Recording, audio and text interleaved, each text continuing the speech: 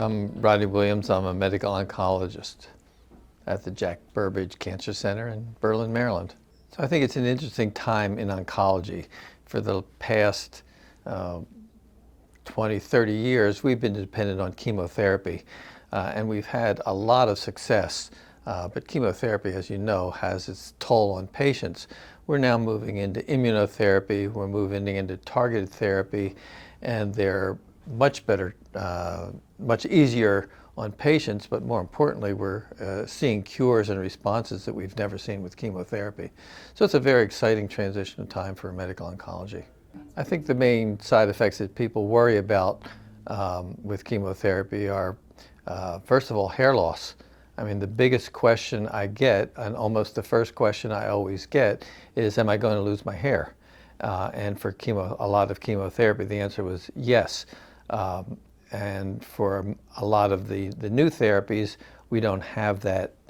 We don't have that problem.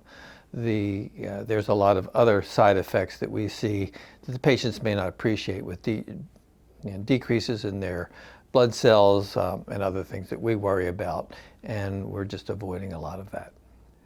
So I think one of the most important things about choosing a physician is somebody you can work with. You know, somebody who will listen to your choices, not necessarily follow them, but at least listen to them and address your concerns. I mean, anybody who's even mildly questioning, I just say, go get a second opinion, because this is going to be a rough road.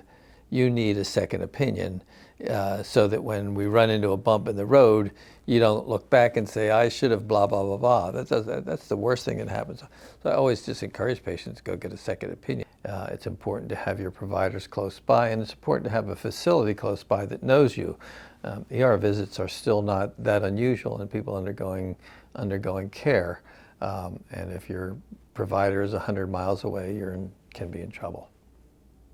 I think that for any cancer care, the first thing you need is a good staff.